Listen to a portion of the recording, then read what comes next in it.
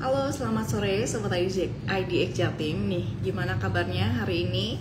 Yaitu hari Rabu 14 Mei 2025. Setelah kita libur panjang gitu ya, di minggu lalu kita bertemu lagi pada hari ini. Baik Sobat IDX Jatim, apabila Sobat IDX memiliki pertanyaan nih ya, hari ini kita akan bincang-bincang nih dengan PT RHB Sekuritas Indonesia. Sobat IDX kalau ada pertanyaan terkait dengan sahamnya dan juga topiknya nih hari ini mumpung banget gitu ya, kita hari ini mengambil topik sell in May and go away. Mungkin udah banyak gitu ya yang tahu istilah ini, udah denger istilah ini.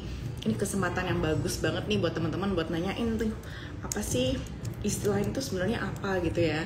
Bisa langsung nanya ke pakarnya nih, ada Mas Maulana dari PT RHB Sekuritas Indonesia. Mungkin Sobat IDX mau nanya di luar bahasan ini juga boleh banget, mungkin tanya tentang sahamnya saat ini seperti apa gitu ya. Teman-teman boleh banget untuk nanya gitu ya. Ini adalah momennya nih teman-teman buat nanyain sahamnya dan apa sih yang harus aku lakukan gitu ya.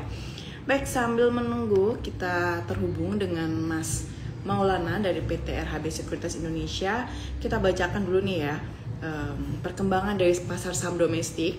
Pada akhir pekan lalu di 9 Mei 2025 menunjukkan IHSG itu penguat sebesar 0,25%.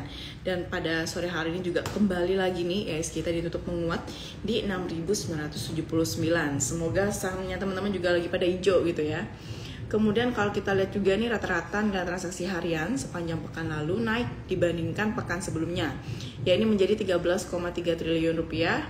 Dan juga rata-rata nilai transaksi harian sejak awal tahun ini mengalami peningkatan gitu ya. Net sale-nya kalau dari asing di pekan lalu ini menunjukkan net sale sebesar 3,26 triliun.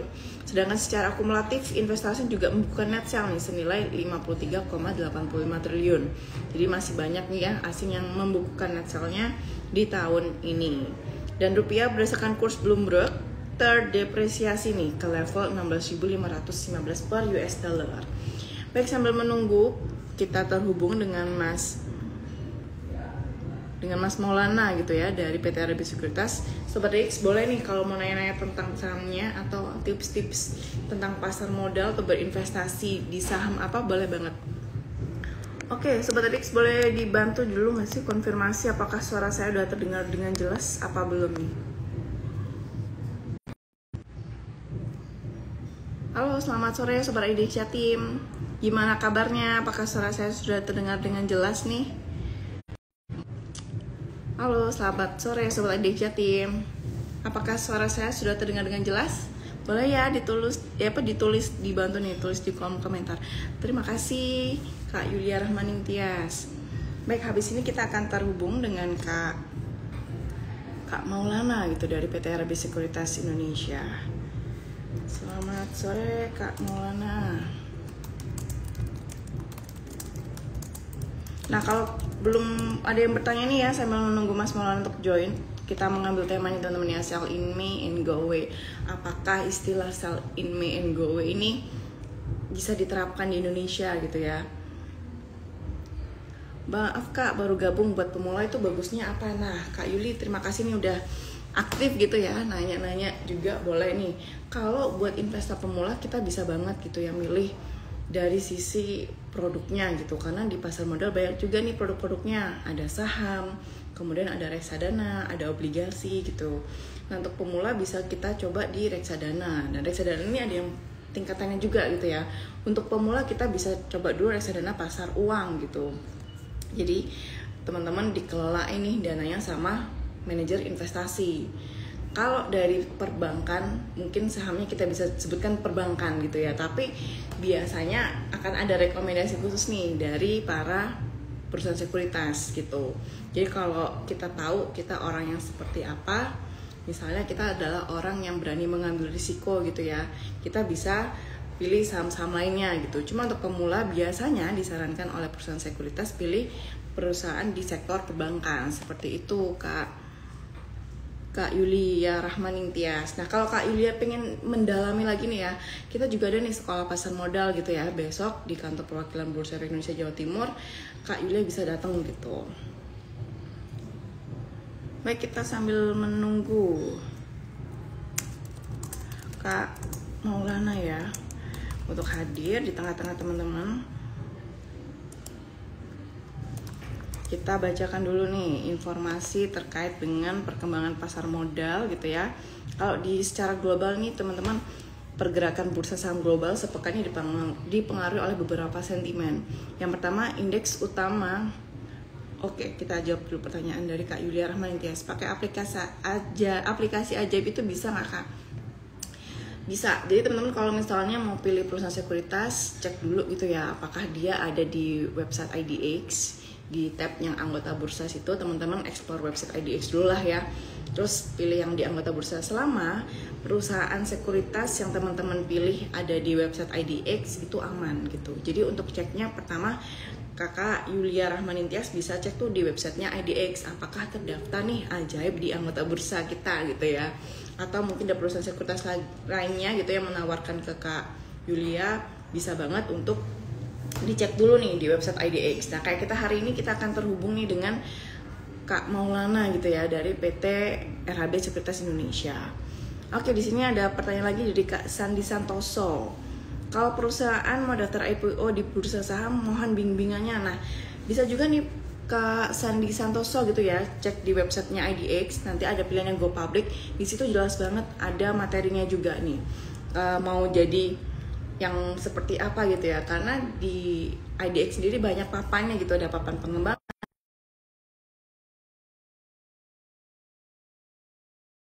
dari perusahaannya seperti itu. Baik, terima kasih juga Kak Yulia Rahmanintias, semoga menjawab ya, dan semoga bisa join nih kita ke sekolah pasar modal. Baik, selamat sore Kak Maulana. Sore Mbak Esti, suara saya masuk ya? Terdengar, tapi kalau di saya, oke, coba bisa diulang lagi Kak Maulana, selamat sore. Sore, cek, suara masuk? Cek, aman, suaranya Oke, terdengar yes. jelas nih Mas Maulana. Oke. Gimana kabarnya hari ini? Alhamdulillah baik. Gimana juga Mbak Esti kabarnya? Alhamdulillah baik juga nih. Kalau sore hari ini sih terpantau cerah gitu ya di Surabaya Mas Maulana. Kalau di sana juga Aku cerah juga nggak cerah. atau cerah ya? Alhamdulillah. ISG juga gitu ya? Sangat cerah sama dengan ISG-nya juga Mbak Esti. Oke, alhamdulillah nih membawa angin segar. Nah, Kak Maulana tadi kita udah bincang-bincang sedikit nih ya sama Sobat IDX Jawa Timur. Memang ada beberapa nih kita ada yang nanyain buat investor pemula ini sebaiknya beli saham seperti apa atau di sektor mana gitu. Nah, kita ada juga nih namanya sekolah pasar modal ya, Kak Maulana ya. Jadi bisa ikut nih di sekolah pasar modal, jadi bisa milih produk-produknya apa gitu kan, dan juga investasi apa sih yang cocok dengan si investor pemula ini. Nah, hari ini tema kita adalah sell in May and go away gitu ya.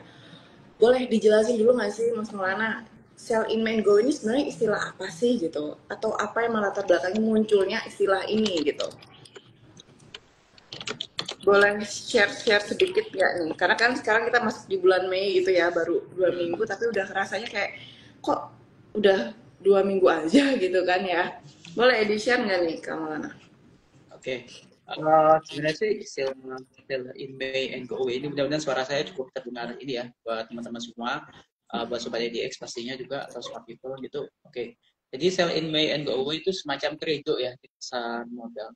Jadi bukan cuma di pasar modal ya, mungkin di sektor bisnis lainnya juga sih.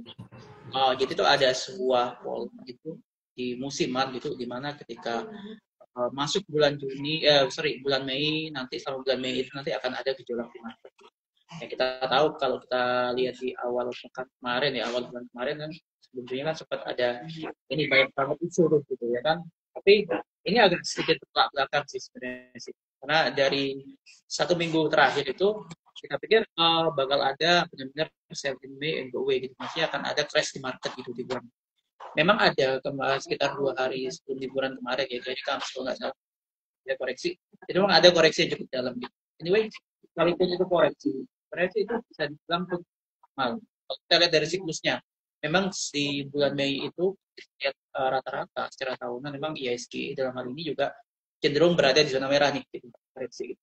Sehingga pepatah ataupun kredo yang menyebutkan sell in May and go away itu kan maksudnya kan di bulan Mei itu biasanya itu banyak orang itu cenderung jualan sahamnya terutama yang big fund tanda kutip itu, karena ini melihat dari performance laporan keuangan si emiten periode kemarin juga di kuartal keduanya lah dalam hal ini gitu. Memang secara siklus juga di kuartal kedua itu memang kecenderungannya sih laporan emiten kurang menarik ya. Entah labanya yang mungkin turun atau di bawah ekspektasi gitu, atau labanya memang lebih rendah dibandingkan di kuartal pertama. Karena kalau kuartal pertama kan biasanya itu dipengaruhi oleh ini apa akhir tahun periode kemarinnya gitu atau 2024 dalam hal ini. Nah, biasa sih kayak gitu. Jadi ketika ada berita yang kurang menarik ditambah dengan sentimen, kita tahu banyak banget tuh sentimen kemarin tuh mulai dari Donald Trump dengan trade war-nya, dan juga ada isu lagi ya semacam proxy war ya, bukan proxy war lagi sih, tapi memang benar-benar perang antara India dan Pakistan gitu. Meskipun itu saya pikir hanya sekedar cek ombak aja, itu juga mempengaruhi juga ke market kita. Bahkan mata uang kita juga sempat melemah ya kan, sampai ke hampir 17.000 kalau nggak salah. Nah ini yang menjadi trigger gitu ketika terjadi koreksi gitu. Jadi banyak orang jualan dan capital outflow-nya sangat tinggi sekali gitu. Jadi sell in May ini ibaratnya di bulan Mei ini kecenderungannya nanti market akan crash gitu, dan itulah saatnya kita sebenarnya untuk kalau orang jangka panjang berpikirnya gini, nah ini nanti sahamnya pasti murah-murah nih gitu, karena banyak yang turun gitu, di bulan Mei itu pasti banyak yang turun. Tapi kalau untuk trader, nah ini harus lebih hati-hati gitu, benar-benar harus menekan risikonya itu. Jadi sell in May and go away maksudnya jualanlah di bulan Mei dan pergilah liburan maksudnya gitu. Biasanya nanti market akan kembali bergairah itu di bulan September atau biasanya kayak gitu. Nah, nanti kan itu bulan September atau Oktober itu kan akan memasuki periode akhir tahun. Biasanya kalau udah end year itu kan ada momen kayak Santa Claus Rally, Windows Dressing kayak gitu. Yang asumsinya market mereka bulan Mei udah murah, ya kan? Nah, para fund manager itu akan masuk pelan-pelan. Puncaknya nanti di bulan September ataupun Oktober nantinya. Gitu. Jadi sell in May and go away ini semacam strategi aja sih, lebih tepatnya gitu. Atau kita lihatnya siklus di market yang normal itu biasa terjadi.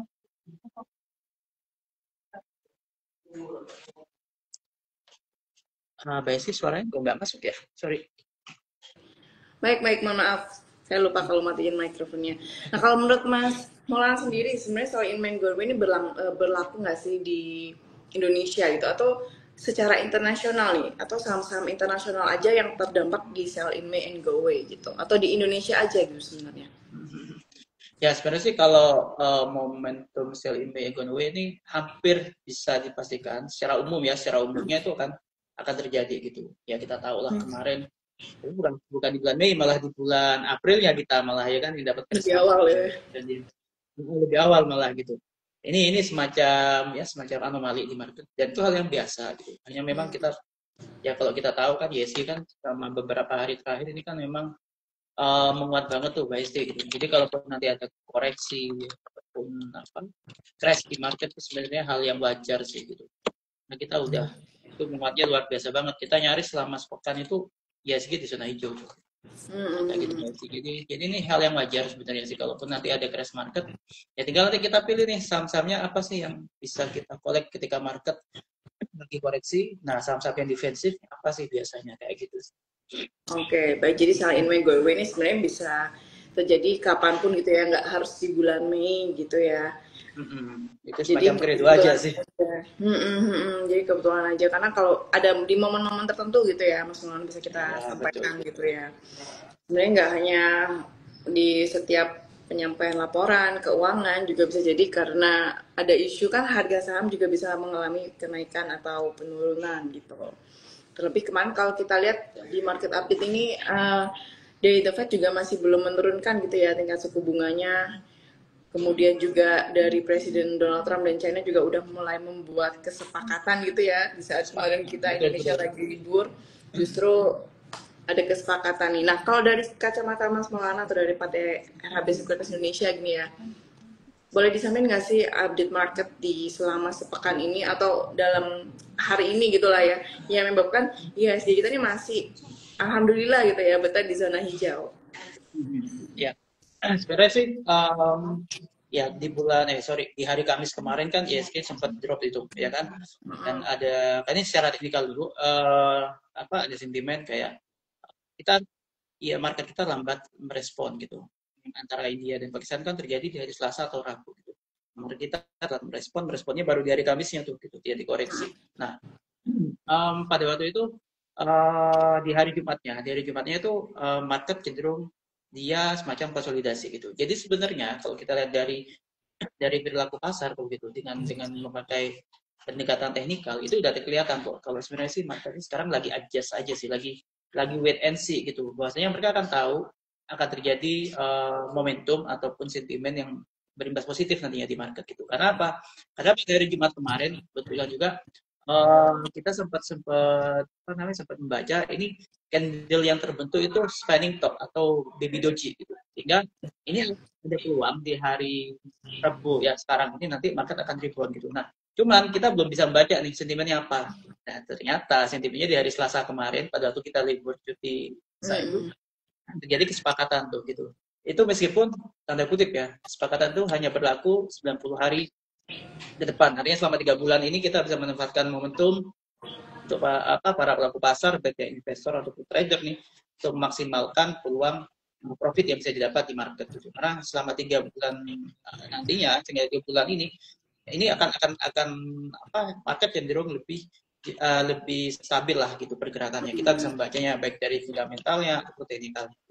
Nah, tinggal nanti kita lihat aja nanti. Nah, terus yang kedua, Mbak Esti, kalau kita lihat sih dengan naiknya ISG selama beberapa hari terakhir itu kan seharusnya kan ada semacam pola dari teknikal gitu, bahasanya ini harus membentuk pola baru nih gitu. Karena kalau yang kemarin ini sudah ada bottomnya kita ISG itu di hari tanggal 8 April ya, itu bottomnya itu di kisaran 5.800-an tuh gitu, itu udah bottomnya gitu. Dan ketika ISG mungkin kita sempat bahas tempo hari, bahasanya ketika market sudah di 6.700 nih, itu sebuah konfirmasi bahwasanya ISG itu sudah mulai reversal. Itu cukup kuat selama dia kuat di atas 6.700. Ada peluang ke 7.000 lagi nantinya. Nah, harapan saya sebenarnya sih hari ini tuh bisa lah ditutup di 7.000-an atau paling enggak berada di atas 7.000 gitu. Sehingga tuh mengkonfirmasi peluang ISG nantinya setidaknya mungkin di akhir tahun nanti bisa ke 8.000-an nanti ISG gitu. Nah, cuma sayangnya kan nih, iya benar. Nah, sayangnya nih ditutup di 6979 tuh gitu. Harapan saya tuh harus bisa nih tutup di 7.000 hari ini. Ya itulah perilaku pasar ya, tidak market. Karena ketika nantinya memang ISG ini nggak mampu bertahan di area 7.000 nantinya, dia nggak ada pullback di sana, maka pattern yang terbentuk harapan saya adalah cup and handle gitu. Nah, kalau udah cup and handle ini bagus buat market. Menurut saya kalau udah benar-benar pola cup and handle, jangan 8.500 bisa kita sentuh gitu. Dengan catatan sekali lagi, ISG harus kuat di 6.700 ke atas. Oke, jadi peluang nih semakin besar itu ya untuk ISG kita harusnya mengarah ke zona hijau dan terus menghijau gitu ya. Iya, harapannya ke situ. Iya, nah kalau dengan kondisi yang sekarang berarti kan sebenarnya bisa memberikan informasi kalau pasarnya lagi optimis juga gitu ya terhadap ISG kita. Ini juga bisa didukung dari yang tadi dengan keputusan Amerika Serikat dengan China ini, jadi selama 3 bulan ke depan masih banyak optimisme nih. Nah buat para investor gitu ya, mungkin izin jawab dulu nih pertanyaan dari Kak Atirata 01 nih. Izin bertanya, pada saat apa sih kita harus sell saham? Boleh dijawab nggak nih Mas? Mungkin maksudnya kapan kita harus bisa cut loss gitu ya? Oke. Ya, kalau untuk yang trading ya, kalau yang mau trading, saya pikir sih harus menerapkan ini trading plan-nya gitu. Misalnya gini, toleransinya berapa persen sih kita untuk terima kerugian ketika kita membeli saham, apakah itu 1%, 2%, atau 3% gitu. Nah, itu disesuaikan aja dengan profil risikonya masing-masing kayak gitu. Nah, terus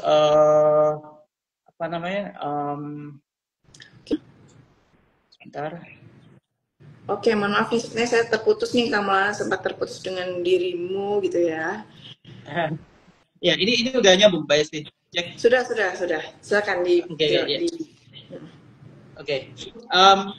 Kalau ini ya, kalau mengenai tadi kapan kita harus cut loss atau apa, itu balik lagi ya Mbak Esti ke trading plan masing-masing dengan profil risikonya. Apakah nanti kita misalnya nih kita mau cut loss mungkin di kisaran ketika saham kita itu turun 1% atau 2% atau 3% misalnya toleransinya gitu. Ya jangan sampai di atas 3%. Kalau udah di atas 3% itu ibaratnya gini, lebih gampang balikin yang 3% dibandingkan balikin loss 10% kan gitu. Nah, kayak gitu. Jadi balik lagi sesuaikan dengan profil risikonya masing-masing aja gitu. Apakah 1% ya kita udah tetapin nih 1% nih risikonya, ya udah kita harus disiplin di situ. Ketika emang sudah turun 1% ya kita harus tega, harus menjual atau cut loss saham itu ketika udah turun 1% gitu ya kan, karena toleransinya kan di situ gitu. Tapi kalau emang di profil risikonya tuh bisa 3%, oh enggak, belum 3%, karena profil risiko saya 3%, ya nggak apa-apa, disesuaikan aja. Tapi sekali lagi yang penting kalau mau trading dengan market yang volatile kayak gini, ya pastikan saham-sahamnya itu benar-benar saham-saham yang defensif ya. Terus yang kedua, jangan disiplin. Nah, harus disiplin di tepatnya. Nah, ini keputus lagi.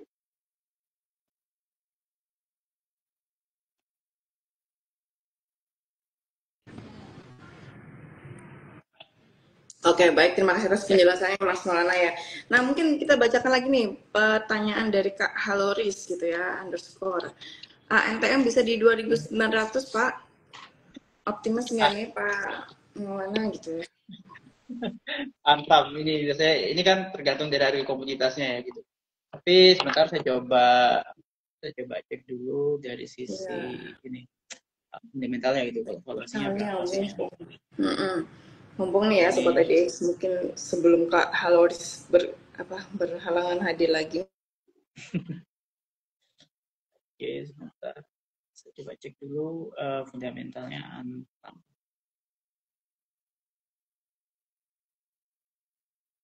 Aduh, keputus lagi ya.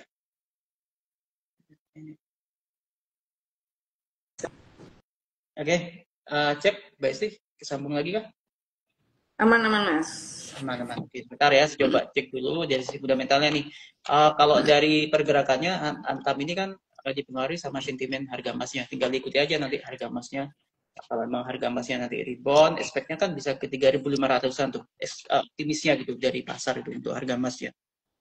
Ya sekitaran mungkin 2.700.000 sampai 3 jutaan sih. Tapi disclaimer pun ya sekali lagi ya, karena ini tergantung situasi globalnya bagaimana gitu. Untuk harga emasnya. Nah, kalau Antam apakah bisa nantinya ke mana? Ke kisaran 2.900. Nah, kita cek dulu nih sebentar. Saya akan coba untuk evaluasi dulu. Kalau dari sisi komoditas emasnya bisa naik terus gitu ya Mas Ian ya. Kondisi global masih ada perang dan lain sebagainya gitu ya, karena emas dapat dijadikan sebagai safe haven gitu, bukan hanya investasi gitu ya. Iya betul. Oke, sebentar saya coba dulu. Oke, sebentar. Karena memang emas ini lagi hype dibicarakan gitu ya, jadi pasti orang tertarik. Kalau kita lihat antreannya sendiri, ketika ada harga emas mengalami kenaikan, banyak tuh yang baik di mall ataupun langsung di gerainya emas gitu ya, banyak yang mengantri untuk bisa beli emas batangan gitu. Oke. Kalau dari sisi fundamental ya, ini mungkin tapi cenderung long term ya, cenderung long term gitu. Ini mungkin bisa di kisaran 6, tapi sekali lagi dengan IPS yang 354,74 dan PER yang 7,19 nih, seenggaknya sih Antam itu valuasinya bisa ke kisaran 3.190-an lah gitu. Tapi sekali lagi ini fundamental, artinya ini untuk long term. Bukan untuk yang jangka pendek ya, itu bisa terjadi mungkin di akhir tahun misalnya nih, kalau kita mau moderatnya nih gitu. Kalau jangka pendek saya pikir Antam ini kan untuk hariannya kan ini sudah ada semacam pullback tuh. Memang sini ada hammer, tinggal nanti dipantau aja untuk gerakan harga emasnya, harga emas dunianya gitu. Mungkin nggak di pekan ini ya, mungkin kalau pekan depan misalnya gitu, kalau memang ada pantulan dari harga emasnya ya Antam bisa lah ke 29. Tapi kalau harga emasnya masih turun, saya pikir sih ya perlu bersabar lagi aja untuk sampai ke 2.900 gitu. Karena kalau dari valuasinya kan 3.000-an tuh nantinya. Tapi itu sekali lagi fundamental. Kalau teknikalnya ini ada kecenderungan dia mau koreksi dulu. Oke, jadi bisa dicermatin tapi juga harus diwaspadain terus tuh ya mungkin ya, untuk dilihat pergerakannya. Ini cocok buat yang mau masuk sekarang, masih oke nggak nih sebenarnya kalau Mas Maulana, menurut Mas Maulana? Kalau untuk ini sih ya, karena sekarang ini dia tuh sebenarnya kan ada pullback tuh di hari Kamis kemarin. Tapi candle hari ini ada hammer gitu. Nah, kalaupun mau masuk besok dilihat aja dulu harga emasnya. Kalau harga emasnya mantul bisa masuk, tapi jangan all in ya gitu. Cicil aja dulu gitu. Karena masih ada kecenderungan dia mau koreksi dulu hingga dia ke 2170-an nantinya koreksinya gitu. Kecuali kalau harga emasnya tiba-tiba meroket lagi nih, ya udah berarti bisa gitu. Jadi gitu, karena ini memang ada hammer candle di sini. Biasanya kalau hammer candle setelah downtrend atau koreksi itu akan ada pantulan biasanya sih. Normalnya kayak gitu. Tapi saya nggak menganjurkan untuk all in di saham antam saat ini gitu. Paling nggak kalau mau resiko ya nggak apa-apa gitu. Kecil aja gitu. Jangan menunggu Mas Maulana. Baik Mas Maulana, maaf saya sepertinya saya yang terputus nih, tapi udah kembali lagi nih. Nah, Mas Maulana tadi udah dijelaskan gitu ya secara detail nih tentang saham Antam gitu ya, dan efeknya ketika harga saham di dunia, harga emas di dunia juga sedang mengalami kenaikan, atau harga emas di Indonesia juga gitu ya. Kalau tadi kita bilang juga di selama 90 hari ke depan, 3 bulan ini kan ISG masih berpotensi berada di zona hijau dan terus mengalami penguatan. Boleh di-share nggak sih Mas nih ke Sobat IDX Jatim gitu ya? Di sini ada juga investor pemula, saham-saham apa sih? Atau dari sektornya dulu deh mungkin nih Mas Maulana, sektor apa saja yang bisa kita cermati gitu ya untuk kita mulai koleksi dan kita beli gitu. Oke, ya. Kalau untuk ini ya, sentimen yang terakhir gitu, ya kita tahu ketika rupiah menguat, kita mungkin bisa melirik saham-saham kayak perbankan lah, terutama saham-saham big bank ya gitu, atau bank himbara lah paling enggak gitu, itu bisa kita cermati. Kayak BCA, terus Mandiri, BNI, dan juga ada BRI juga di situ ya. Juga ada BTN juga untuk bank himbaranya gitu, silakan dicermati situ. BRIS juga boleh dicermati juga gitu. Tapi dengan catatan rupiahnya itu menguat gitu. Nah, karena suku bunga masih ditahan ya kan, dan dengan data-data ekonomi yang ada, ini sebenarnya juga stimulus juga untuk sektor properti sebenarnya sih. Cuman sekali lagi ya itu tadi, kalau properti itu kita bisa cermati kayak BSDE, CTRA, dan juga SMRA gitu. Nah, ini bisa dicermati juga di sektor propertinya. Kalau sektor lain, properti masih di propertinya, mungkin di konstruksi, itu cermati saham-saham yang sudah ada corporate action, terutama untuk pelunasan obligasinya di situ, Mbak Esti. Putus Oke, lagi ya. mohon maaf nih sepertinya di sini sinyalnya kurang bagus, beberapa kali terputus. Jadi kalau disampaikan ada perbankan, konstruksi juga gitu ya Mas Maulana ya. Ada apa lagi Mas tadi? Mungkin saya terputus. Perbankan, konstruksi dan juga Seperti intinya. properti. Oke. Selama suku bunganya ditahan dan rupiahnya menguat sih, di tiga sektor itu menarik sih untuk dicermati. Oke, siap-siap. Jadi ada beberapa sektor nih yang bisa dicermatin ya Sobat Ediksya Tim. Nah, kalau tadi ngomongin beberapa sektor tuh boleh di-spill juga nih Mas. Kalau saham-sahamnya, kan kalau kita ngomong sektor kan dia masih luas gitu ya. Banyak juga saham-sahamnya yang mungkin nggak semuanya mengalami kenaikan. Meskipun sektor tersebut mengalami kenaikan, nggak semua sahamnya juga mengalami kenaikan. Kayak seperti hari ini kita lihat ISG emang hijau nih gitu ya. Tapi nggak semua sahamnya gitu ya berada di zona hijau. Ada 434 saham nih yang hari ini mengalami kenaikan. Sisanya 233 mulai penurunan, dan juga 293 ini masih tetap aja gitu. Kalau dari tiap sektor-sektor yang disampaikan tadi, sektor apa aja sih yang bisa mulai dikoleksi gitu oleh Sobat IDX Jatim? Saya pikir untuk defensif sektor saya masih tinggalkan sektor perbankan atau keuangan, Mbak Esti gitu. Apalagi selama mata uang rupiahnya menguat nih. Alternatifnya adalah sektor komoditas ya, kayak sektor energi, tambang gitu. Nah, itu bisa dicermati. Jadi dilihat aja kalau harga komoditas, misalnya komoditas emasnya naik tuh, nah ya udah kita ngikutin aja. Atau di sektor komoditas timahnya tuh naik tuh gitu, nah kita bisa ngikutin juga. Saham-sahamnya tinggal ngikutin aja. Kalau timah mungkin kita ada TINS, ada Harum, ada Inco juga gitu, ada INTR juga di timah. Nah itu juga bisa dicermati. Emas kita tahu lah kayak DKA, Pesat, BRMS, Santam juga, nah kayak gitu. Kita bisa cermati juga sih. Jadi itu alternatifnya di saham komoditas dengan catatan harga komoditasnya itu menguat kayak gitu.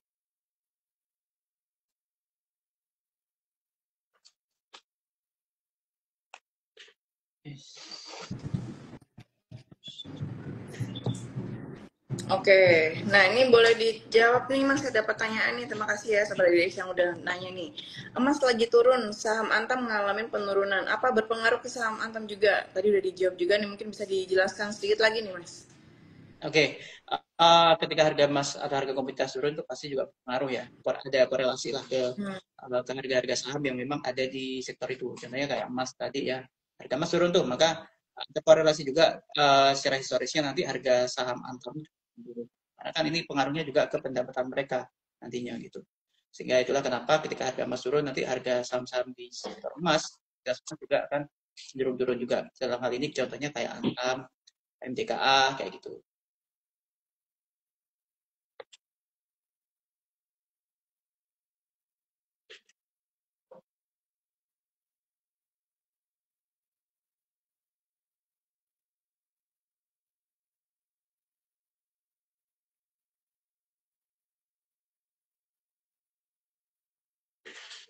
Oke, sudah nyambung lagi Mbak Esti? Sudah. Ya, mohon maaf nih agak putus-putus nih sinyalnya ya, tapi suara Mas Maulana masih bisa terpantau dan di sinyalnya masih oke sih, Mas. Oke, nah kalau tadi udah dijawab ya, semoga menjawab pertanyaan Kak Mahendra Adib gitu. Nah, kalau dari Kak Kandana nih, nanya secara outlook makro nih gimana sih? Mungkin makroekonomi gitu ya. Secara outlooknya seperti apa nih, Mas Maulana? Oke, untuk saat ini ya ini kita ada adjust lagi gitu. Karena kan kalau kita tahu kan, kalau misalnya kita berkaca ke pemerintahan Presiden Trump di periode pertamanya kemarin kan, emang Trump ini itu keras di awal sih, 3 bulan pertama itu keras di awal gitu. Tapi setelah itu dia akan cenderung melunak kebijakannya.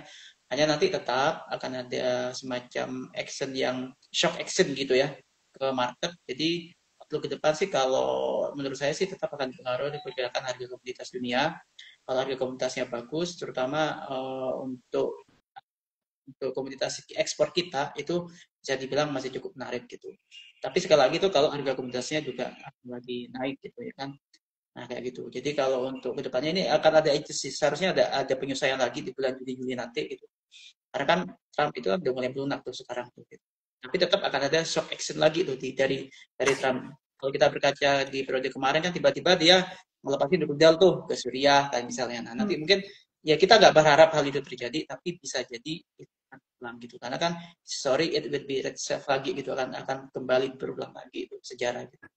Biasanya sih kayak gitu sih. Apalagi kita lihat stylenya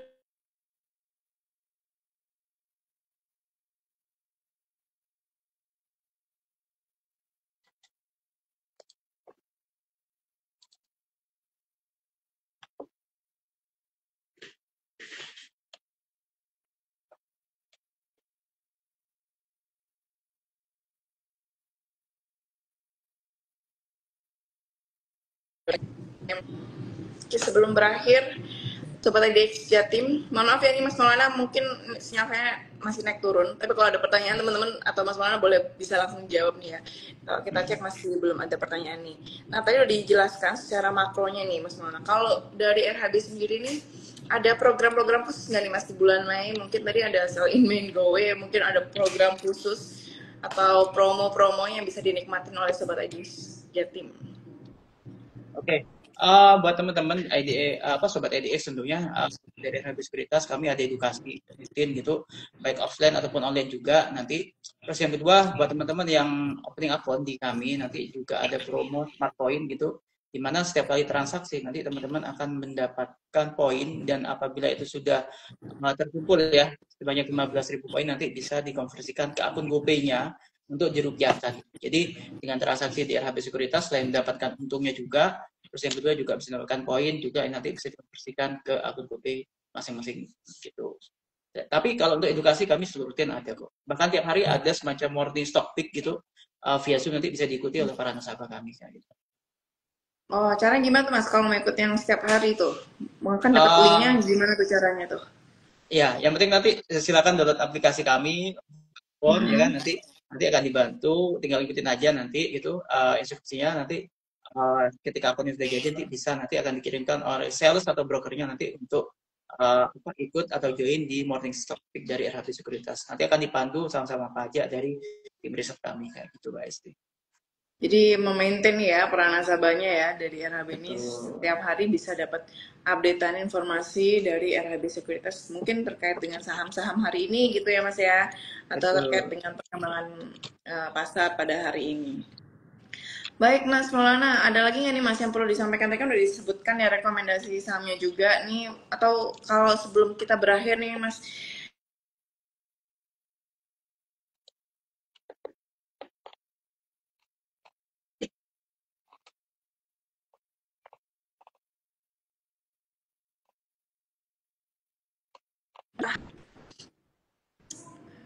Oke Mas Maulana, apakah bisa mendengar suara saya Mas? Kalau tadi udah Masuk, masuk. disebutin sektor yang udah di ini ya direkomendasikan.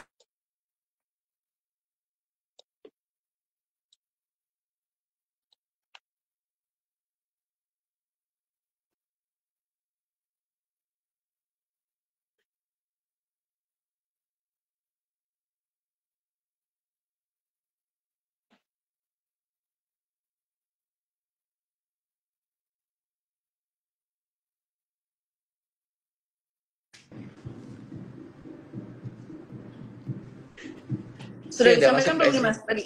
Sektor-sektor yang bisa dihindari nih Mas. Oke, kalau untuk sektor yang dihindari dengan market yang volatil kayak gini ya, saya pikir Hmm. nanti kita tinggal adjust saja gitu. Misalnya nih, kalau sekarang kan perbankan, misalnya dan properti dan sebagainya, nanti mungkin yang akan menyusul mungkin dari sektor energi, tambang, segala macam, dan juga ini yang merah banget kan dari sektor ini basic industry itu gitu. Nah, mungkin Hmm. nanti kita bisa hindari dulu, kecuali nanti akan ada corporate action, entah itu nanti ada RUPS atau bagi dividen bisa kita ikuti nantinya kayak gitu, Mbak Esti. Oke, jadi beberapa sektor tadi yang disampaikan di consumer ya Mas ya. Betul, Ini betul. betul. Oke, baik siapa memang kalau kita lihat hari ini beberapa sektor juga mengalami peningkatan, hanya dua sektor yang mengalami penurunan gitu ya. Oke, Mas Maulana, terima kasih banyak nih atas sharingnya gitu ya pada hari Thank ini. you, Udah thank you. masyarakat atau sobat ID Jatim lah sudah setidaknya ngerti gitu ya sell in May and go away, karena istilah yang sering terdengar itu di Sering bulan muncul. Mei. Dan pada takut gitu kadang ya, takutnya apakah emang harus jualan gitu ya, sebenarnya nggak juga gitu ya Mas ya. Ya, ya betul. Tadi malah udah di-share juga sama Mas Maulana beberapa saham yang bisa dipilih, dan di 3 bulan ke depan saham kita tampaknya bisa mengalami kenaikan gitu ya. Apalagi kalau udah menyentuh angka berapa tadi Mas, 7.000 ya. 7.000 ya, 7.000. Sangat optimis nih. Nah, di akhir tahun bisa sampai 8.000 gitu. Betul, betul. Baik Mas Maulana, terima kasih banyak atas waktunya. Mohon maaf juga nih Mas atas ketidaknyamanannya ya karena internet sempat Terima kasih, terputus. sama-sama. Terima kasih juga Sobat EDX sudah hadir di sini dan aktif bertanya gitu ya. Kita bisa ketemu lagi nih dengan Mas Maulana di lain kesempatan dan di waktu yang berbeda juga. Baik, sekian dari saya. Terima kasih banyak. Wassalamualaikum warahmatullahi wabarakatuh. Selamat sore. Selamat sore, terima kasih semuanya. Terima kasih.